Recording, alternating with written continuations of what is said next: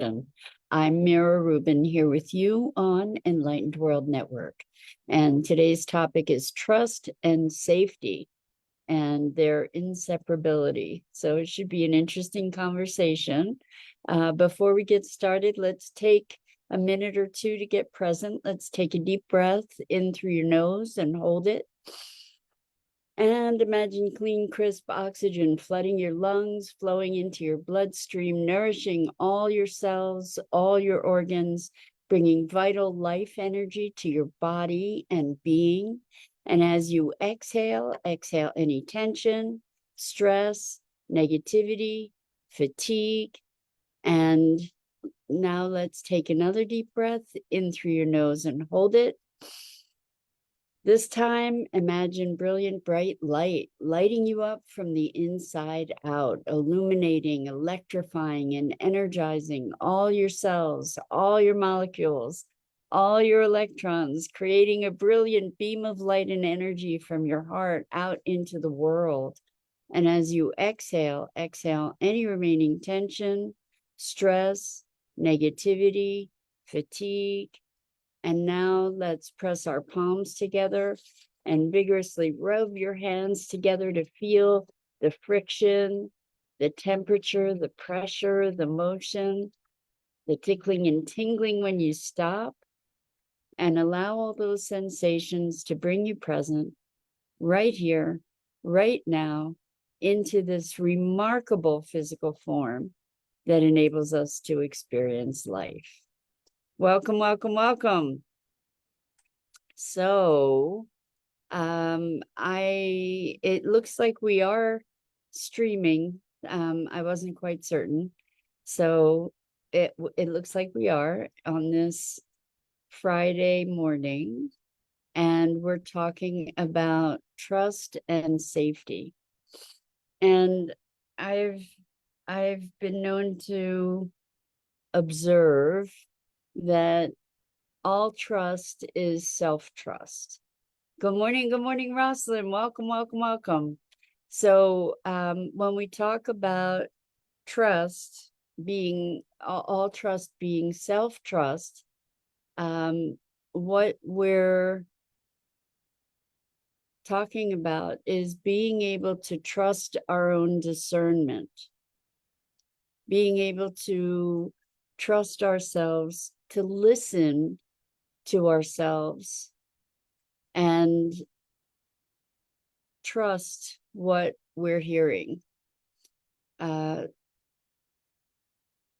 we say that, when we experience that sense of trust, when we trust our gut, for example, then there's an assurance that goes with that, a sense of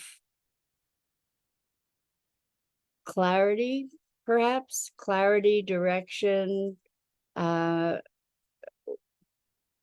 We feel a greater sense of safety when we have the trust. Like if, let's say, you're crossing a bridge, you're trusting that that bridge is sturdy.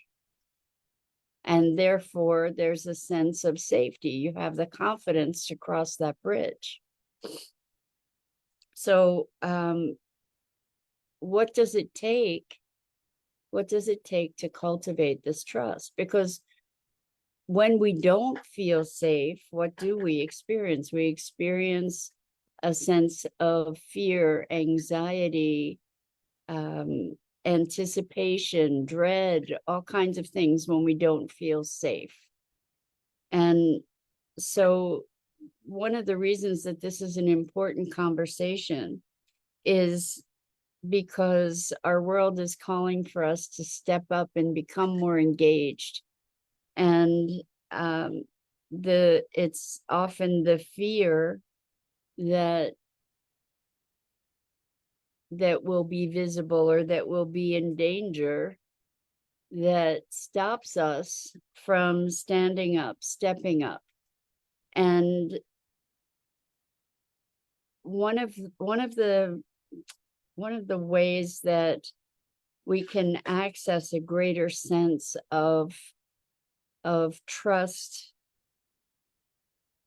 in life overall, even though it doesn't mean that nothing bad is going to happen or that we're not going to get challenged or anything, is to allow ourselves to step into that life is happening for me and through me rather than to me.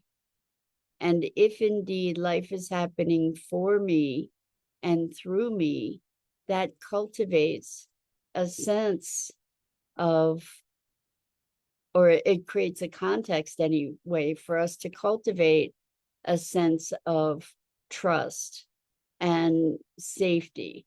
It doesn't mean, again, that nothing bad will happen or that nothing challenging will happen, but it gives us a new context with which to engage in those challenges, with which to face those challenges. And it's a very deepening process. It is a process that takes us to deeper levels of being and experience, to be allowing ourselves to really engage with this notion of life happening for me and through me rather than to me. It's a very different perspective, and it has very much to do with the connectedness of everything too. We've been talking about that a lot, about being part of this field of greater information that permeates everything, that is continuous, that connects, that is everything that is, that everything that is like a ripple on the surface of the water, but we're all of the water.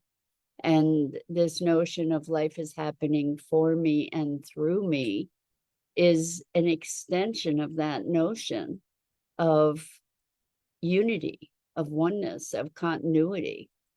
And when we experience a sense of safety, we are better able to face challenges, to take risks, to step out, to speak up, to take action.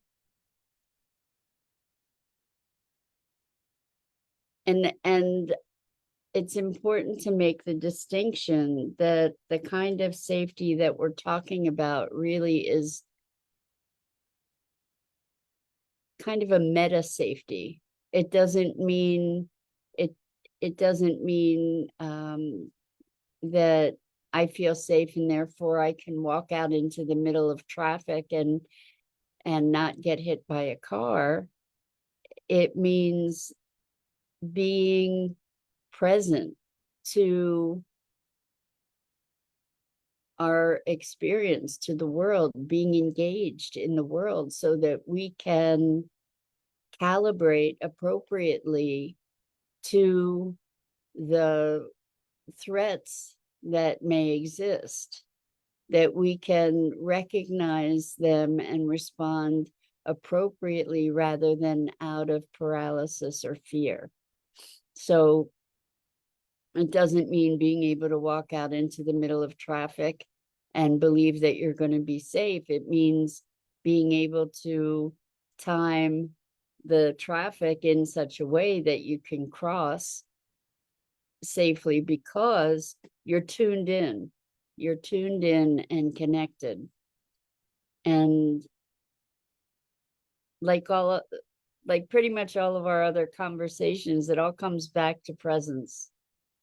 And the essence of presence is connection, is being present to the impulses generated by the field that we can receive, that give us information, and that then can guide us in in our actions.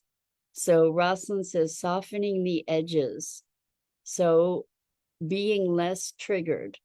If you are convinced and your belief makes it true, if you are convinced and your belief makes it true, question if it is not conditional thought patterns. There is dismantling threat when I can see the mind as simply having thoughts. I love that, Rosalind. So what you're saying, if I'm interpreting it properly, is to be able to be our own witness, to be our own witness to our thought processes, to the the underpinnings of our reactions, to be able to sort of step back and see from another perspective our own reactivity, our own conditional patterning, our own programming, to be able to be our own witness observer. And that then can give us freedom to modify behaviors, to actually have choice.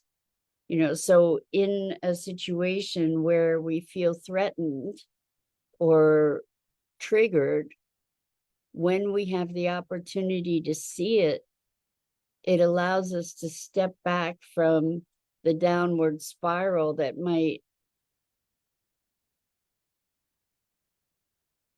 exacerbate and accelerate panic, fear, reactivity. So presence, as we've said, is kind of the answer to pretty much everything. And one of the ways that we can find greater presence is through curiosity. Curiosity is such a profound tool to counteract judgment and to kind of interrupt a pattern. So if we're going into fear, we can move into a state of curiosity, and then that takes us at least 1 degree out of that experience of fear to be looking at what's that about. Now, the thing that I've noticed is that when I get into a reactive pattern, it's a pretty intense kind of vortex that tends to suck you in. And it takes a concerted intention to step out of that vortex, because the programming is so strong that we can step back, we can start looking, and then the conversation starts again to justify the experience of whatever that reactivity was, talking us into why we should be fearful, or why we should be upset or indignant or enraged. And we can just like fall back into that vortex. So we're constantly pulling ourselves out, pulling ourselves back from that vortex to be looking at, wow, look at this pattern. This is pretty intense. It's pretty powerful pattern. And by recognizing it as a pattern, at least we're denaturing it to some degree. We're able to, even to a minor degree, mitigate it and ramp it back a bit.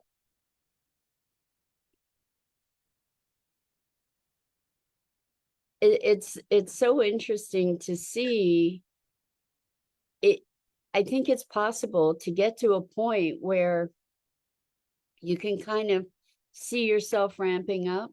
You can see yourself starting to go down that path. And when we have the grace of being able to see that happening, we do have an opportunity for choice. We do have the opportunity to put our attention elsewhere, to redirect our attention, to refine our attention, to break the pattern. So one of the things that we can do when we start seeing ourselves going down that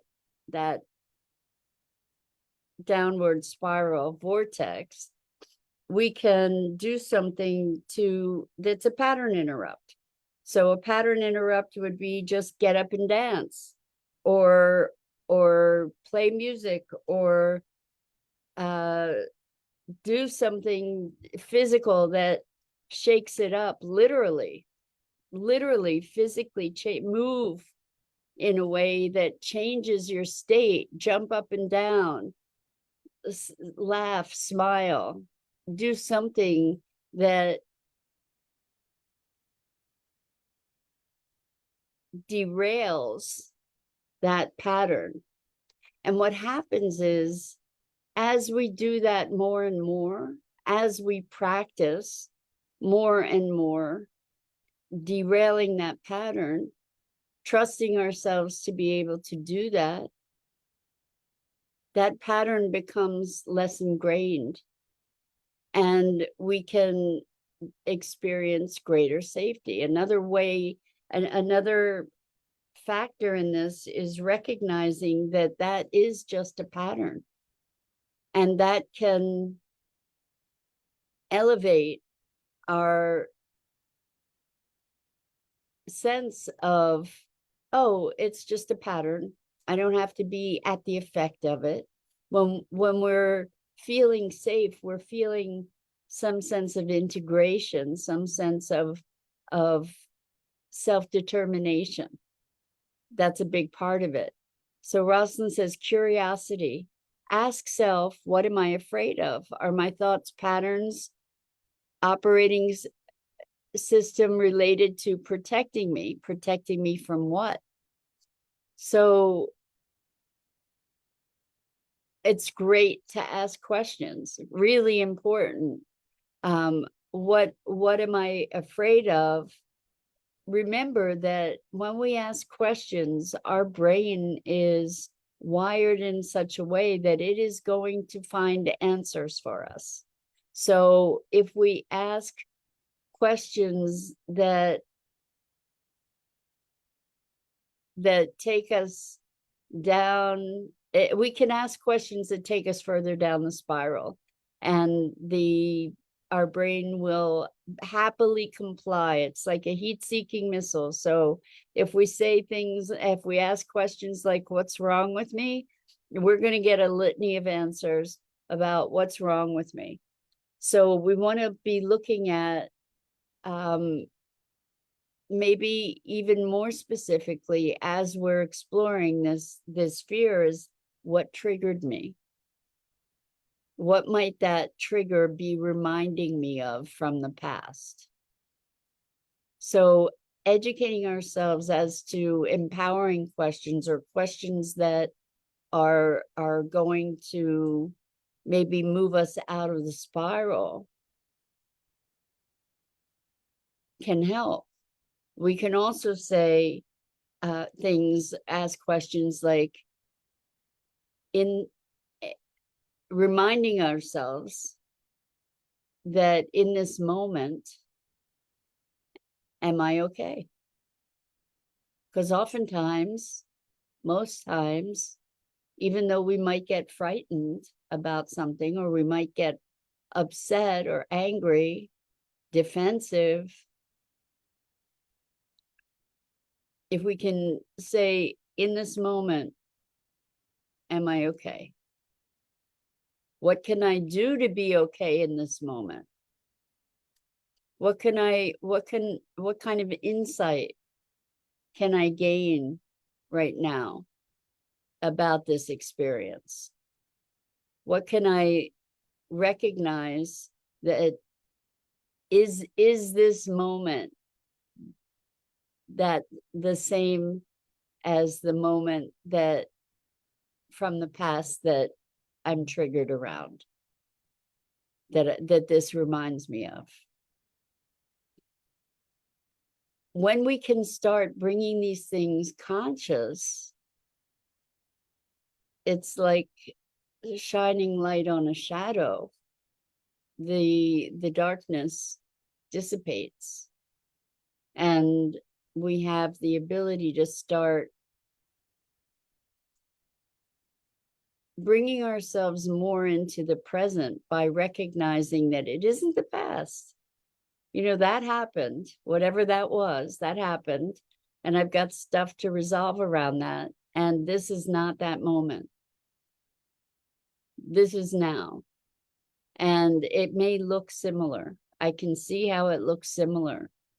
And what resources can I bring to this moment, knowing that it's not that thing from the past?